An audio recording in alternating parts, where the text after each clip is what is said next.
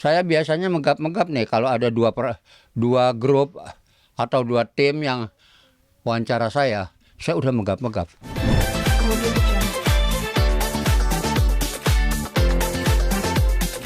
Bagaimana kabarnya nih Hari? Kabar aku sekarang ini baik-baik dalam keadaan yang kurang baik.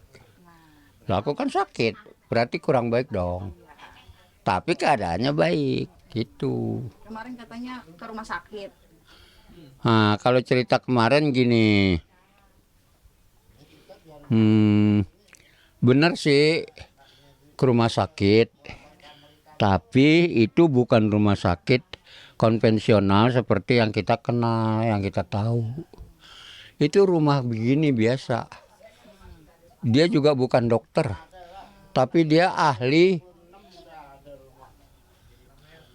asma, ahli penyakit asma, dokter alternatif lah, karena pengobatannya beda. Aku benar dibawa ke sana kemarin. Aku diurut, dibalur segala apa ramuan yang diramu sama dia lah. Kayak gitu. Disuruh makan ini, minum itu, gitu-gitu. Aku turut aja. Alhamdulillah bener. Aku rasain perubahan. Sampai hari ini. Berarti nggak sempat dirawat ya Bang Bono? Dia mau rawat. Cuma aku mau pulang. Terus dia bilang, di sini dulu Bang. Sampai abang sembuh bener. Aku udah sembuh kok. Aku nggak ngerasa apa-apa lagi nih. Di sini aja nggak apa-apa katanya. Nanti kalau waktunya pulang juga udah. Nanti saya suruh pulang. Tapi kalau sekarang kalau masih boleh, abang di sini aja. Gitu. Di rumahnya tuh. Maksudnya dia yang rawat. Tapi saya nggak mau. Pertama saya mikirin di sini. Nah di sini orang kerja saya di mana-mana gimana? Kan bukan jadi tenang malah. Makanya saya minta pulang. Diizinkan alhamdulillah kalau ada apa-apa abang kesini aja lagi. Gitu dia bilang. Jadi ya saya pulang ceritanya ya. Nah terus kalau pengenangan penyakit saya pulang nih saya lebih enteng. Saya biasanya megap-megap nih kalau ada dua grup atau dua tim yang wawancara saya udah megap-megap. Sekarang ini kan udah kedua. Tadi kan pertama tuh. Tapi alhamdulillah saya masih bisa mikir. Karena saya nggak boleh berpikir keras, nggak boleh capek, gitu-gitu loh. Jadi kalau kayak wawancara gini dua tim aja capek banget loh. Iya, karena saya sambil mikir sambil ngomong. Ngomong itu kan energi. Tapi alhamdulillah sekarang ini saya masih bisa santai nih ngelayani kamu. Artinya tim yang kedua. Nah, kayak gitu. Dan saya anggap ada reaksinya tuh semalam saya dirawat, dibawa gitu ke dokter alternatif kita. Bener saya anggap bagus gitu. Bukan dokter-dokteran walaupun dia tidak punya ijazah dokter ya. Artinya bukan dokter apa namanya ya, konvensional enggak. Dia alternatif, jago, memang jago, saya ngerti kok. Saya ngerasain kok. Saya dibalur, dalamnya yang anget, tahu nggak? Dalam saya nih anget, sini sih enggak. Padahal dibalur tuh. Nggak tahu lah pakai ilmu apa, saya nggak ngerti lah. Ya, tapi saya rasain gitu dan saya anggap oke nih, oke gitu. Mau minum dulu Bang Bono? Nggak, Aman?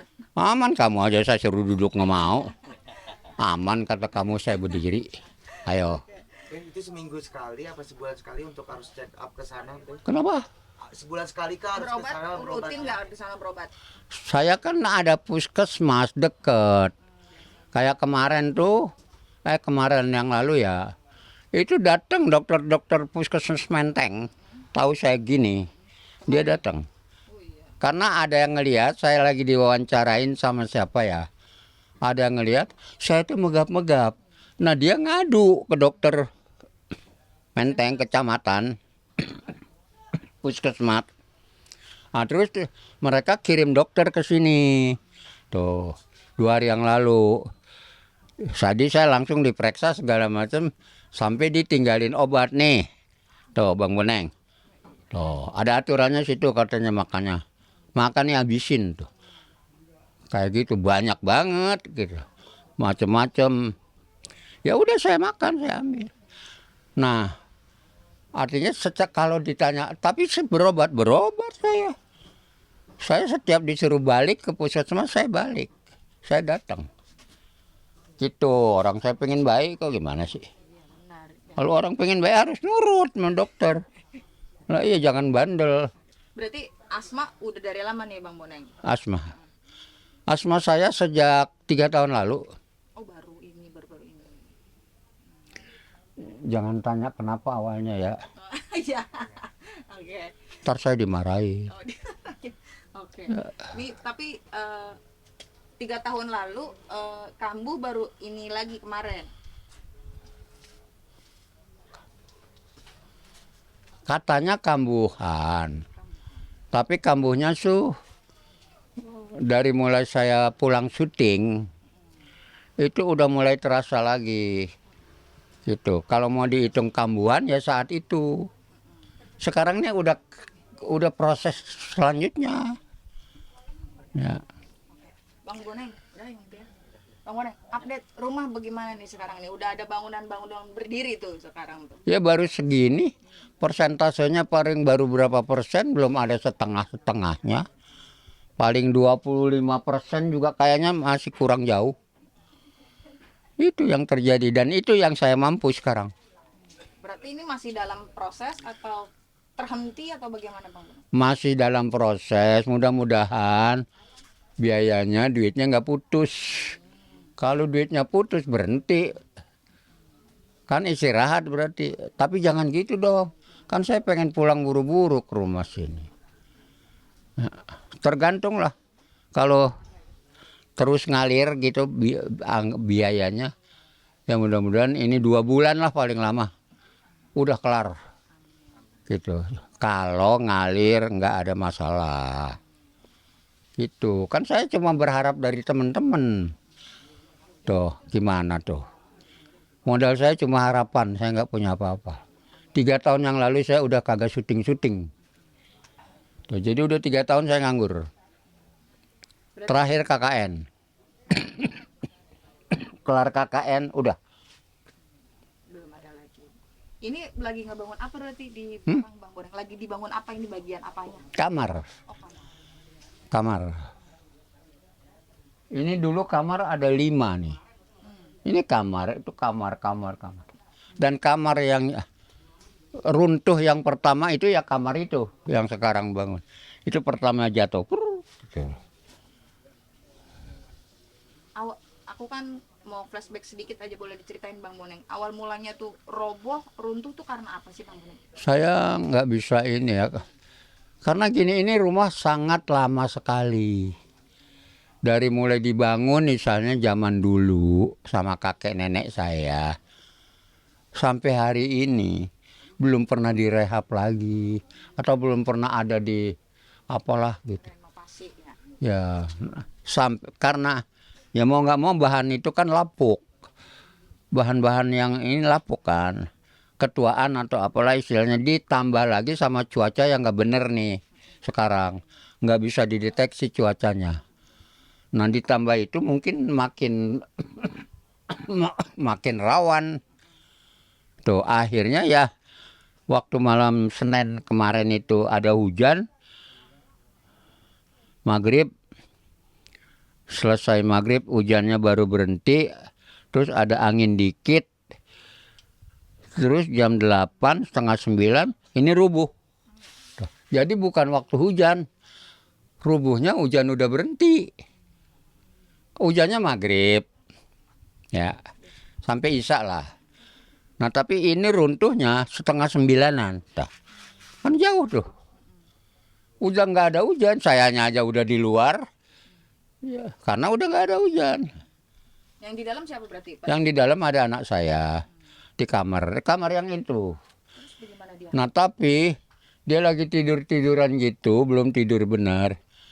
Dia dengar ada bunyi-bunyian di atas, krek krek krek krek gitu-gitu loh kayak. Nah dia lah ini kok kenapa nih? Wah jangan-jangan rubuh nih. Nah gitu. Dia dia lari keluar kamar. Begitu dia keluar kamar jatuh itu yang di kamar tuh dari atas. Lari dia ke belakang sana. Di belakang jatuh lagi. Dia lari ke depan sini jatuh lagi nih ini. Tuh. Kayak gitu. Sampai dia bingung sendiri nangis. Tuh gimana? Takut dia itu loh. Saya datang, ada apa? Kenapa? Kenanya, kenapa? Itu rumah gitu rubuh. Tuh. Saya bilang, oh iya, iya sorry. Karena gelap, kan saya nggak lihat. Gelap ini. Pasang lampu, oh iya. Wih, rubuh semua. Nah saya suruh udah sama adik saya kasih tahu Pak RT. Rumah kita rubuh gitu. Datang dia ke Pak RT. Pak RT dilaporin, Pak RT-nya datang ke sini melihat. Malam itu juga periksa-periksa, lapor lagi dia ke Pak RW. Pak RW-nya juga cepat datang, lihat-lihat segala macam. Lah udah. Terus Pak RW bilang, oke. Besok jam 8 semua kumpul. Beresin di rumah. Gitu. Berarti gotong royong warga. Iya, sangat cekatan. Pak RW-nya tuh sangat cekatan. Kita nggak bisa kerja malam ini katanya. Paling bisa besok pagi-pagi. Makanya besok pagi-pagi jam 8 semua yang punya waktu, punya apa, hadir. Tuh gitu. Ya udah pagi itu juga semua diangkatin tuh. Tadinya kan nggak bisa nih dari sini ke sana nggak bisa. Karena apa? Kehalang sama runtuhan itu loh. Tuh. Seperti itu ya alhamdulillah tiap hari, tiap pagi sampai sore. Bahkan sampai jam-jam 8, jam 9 malam ini baru bersih-bersih, baru istirahat. Besoknya gitu lagi.